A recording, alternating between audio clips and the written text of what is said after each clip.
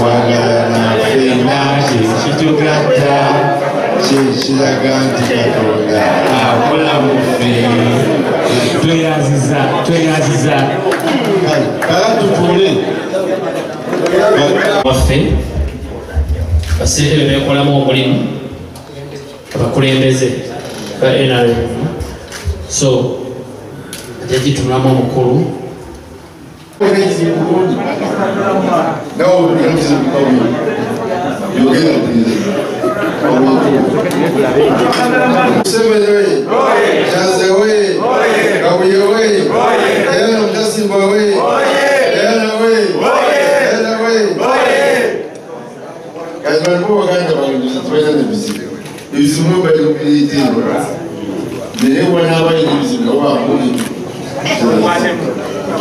Kaiso Kampanga Jibril, Councillor wa district. Kaiso Jibril. Kaiso Kampanga. Kaiso tuzikanye. Tuwabete suluziba. Wale Jibril. So bana neka kuyibana kasenge katole. Future break. Tudununa bano basile bano bano tukolera brown lezi museveni ayiro from Lubungi na mumba yeye bana kunako yakero kola kuyi akuya kutemondegera kuno tuja kubakulonda ne president ofuna kutono ne muzee ayafuna ejo kimaze kaisaro na juni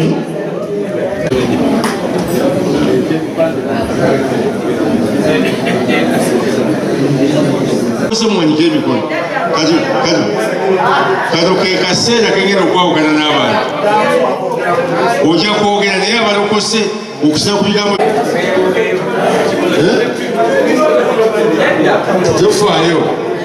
tofaayo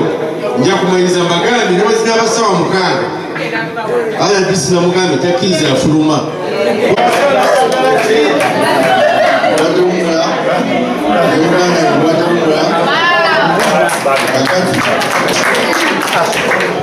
omusalawo agende muyateresemba obutawera 30 nga wama wafunye n'obulu 10 kyokka nga tulina bakadde ba NRM nga bagamba bayimiddewo ku ba NRM njagala okula sida nayimirira mukulu former deputy mayor omukulu Katerega Steven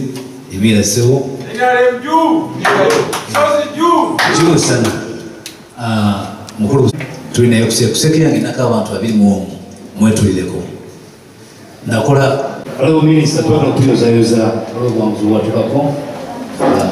tubatukikirira museke omukulu kyazeyasi tweyanziza olwo minisita omanyi bulungi nze Isaac Mliba Sozi tuli mu nyumba naye mbasaba olukiiko lwongoguddewo mbasaba tuteese bulungi obukakamu alina obuzibu bwonagamu twali tukozeemu akagurupu kaffe netwetaaga bonabonanga obubalaba bano babeere ekyokulabirako obeeko meseji gyowawa babeera nabo bawuliranga ddala NRM eyagaliramu buki eyo mu famire bagende nga abanyonyola mpula kuba famire engazi ate yagifunyemu okumenyeka omuki olw'ebigambo ate ebigambo bikyogera naye nga tulina busobozi bubikola wajuse ku muntu tuza kuba tosobola kusala mbuzi ogambe nti osobola okutta ki ebyo tugende mpola so neyanza muganda nsiime webale ddala ebisigategera boni njagala kubanga okijja tuwonyako amabanja gebetolodde ge bakola kimabanga ge balina badde salamandi kale oyimirire mu katono n'abageto buyukwe so badde nsaba kiba kibi tumwande buli kubanga bebali ku ground wansi so omaliriza nsanga era enkiiko ezinaddako alina okuzibaamu kubanga ye senior leader seniority tekiva ku myaka oba bbanga kiri omazeemu seniority kiva kulanga ontegera bulungi kati ye senior leader aliwa nikyo nze bwe mmala okutemaatema bino yalina okusigalawo nga awumbawumba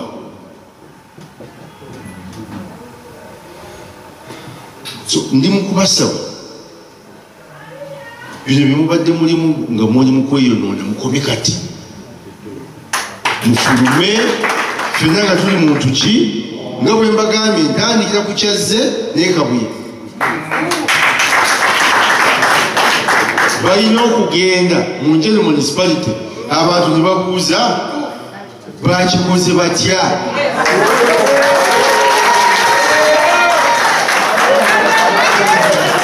nga batambulira mu motoka emukubanga ebifo babiranga kubabiranga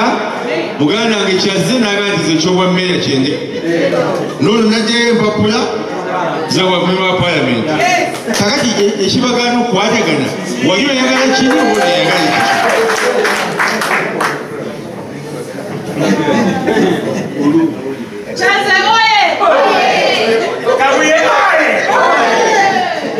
Kyazone yakwata ekipande kyange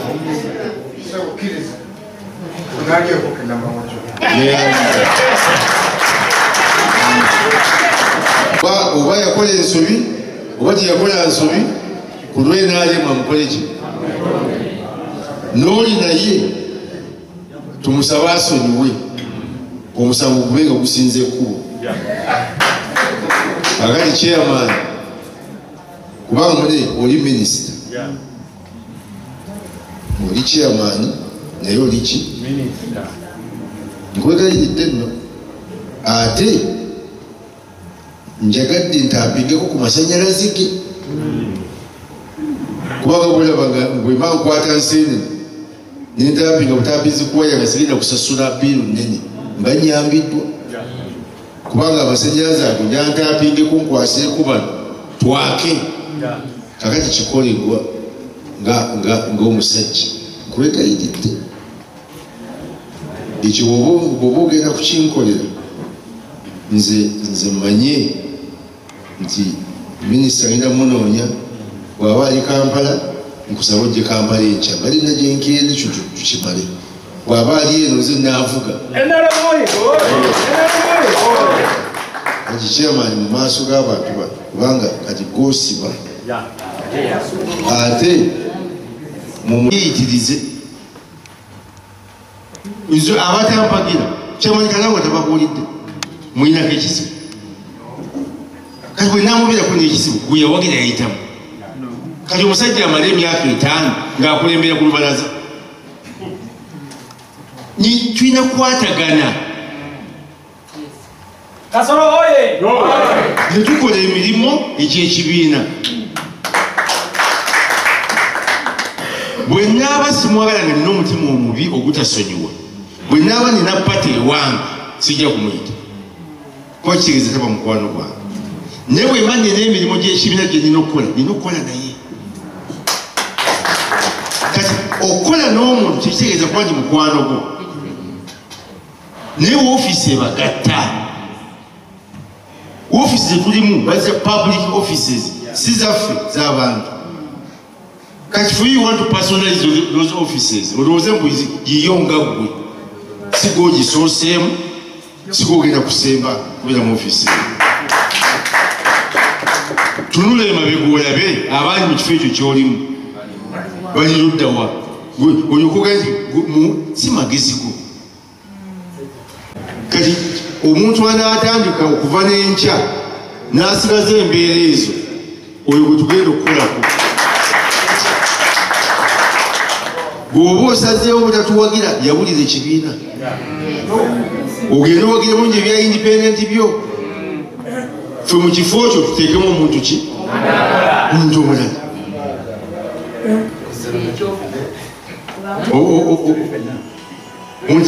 muntegedde bulungi tetwagala kuddamu kuleeta temukola bubagabaga ku mbaga ya munnammwe oli awo weyifuula wa kitalo nyonze kyamani wegombola bajja kundaba egombolola otuttire oyega kuleeta mbeera nkamufu omutire mukutu awo omusayi tumutunuleko ku birungi byatukoledde jajja eggwanga lino nga tufe tumusaddaase bukyoli mukukula tumanyi kyekireeta abalokose muwanike nga mulokose mugenda kutambula nenaaleero muwanike emikono era naamayiza ngaagamba tulina ensonga nyingi sebo okukuwa akalulu konna 100% oba muntegeera bulungi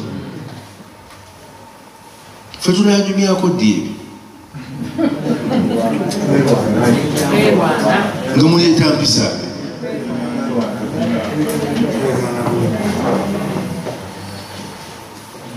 mukyemutegeeza nti fe tulina kubeera bubeeza nga tukalira bukaluzi maaso kyemwagala yereevu gyemwagala tubeeremu mukirasha mwekenyini mwe muli mukweyonoona bwetweyonoona pulezidenti bwatudaabiriza wadde ngeno mwafuna obululu 4,000 yabawa minisita oyo mubi pulezidenti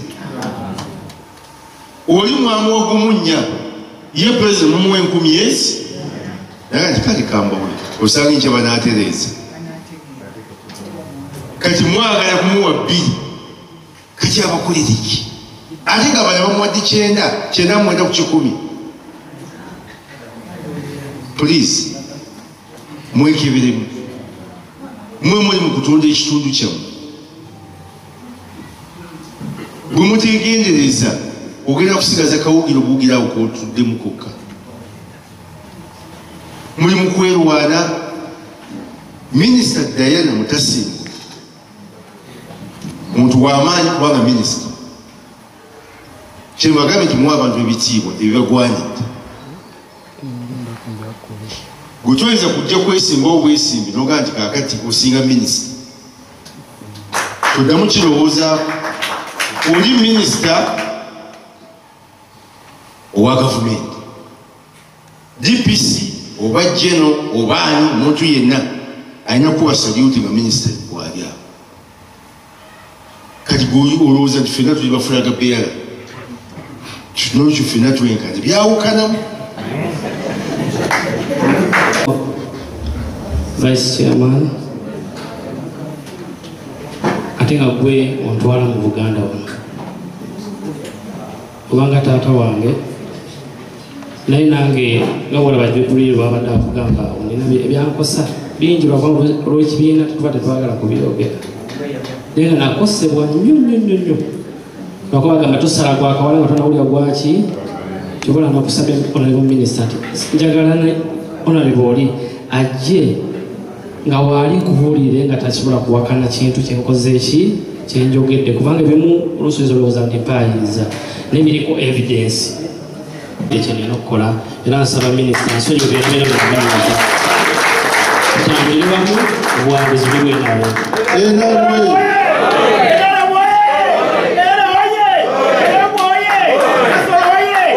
kyaze obadde mu ttiimu ya minisita n'oliyo mukiikirira yatudde mu gundi namwe mwena bafulaga beera mujje mwebaze kyamaanyi kubanga bakikuddeko omugugu gw'amaanyi nnyo tulina ebbanja lyakwagalana kyesirawo katonda kyawafa abantu okwagalana ffenna kyekitugatta kyekiraga nti katonda akola muffe onasonyiwa nkonyu respect wekitiibwa Haji naye nze omukakasayirawo omukisha mukkirira nsikiriza mpa time neebuze ku famire yange nja kwa feedback kale naye wanuuku efaananyi bwemba nakikola nsaba alwankuba omu naye ngaekyo si kiki si kituufu mu propaganda naye nkusaba ebyaliwo mu bululu obuyise emabega n'ebibaddewo onsonyiwe nga mutoowo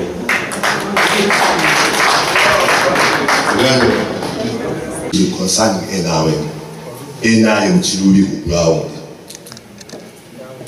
We are here but we make kusanyusa Chiruli ground more so in the center where today. nzalibwa Nyenga,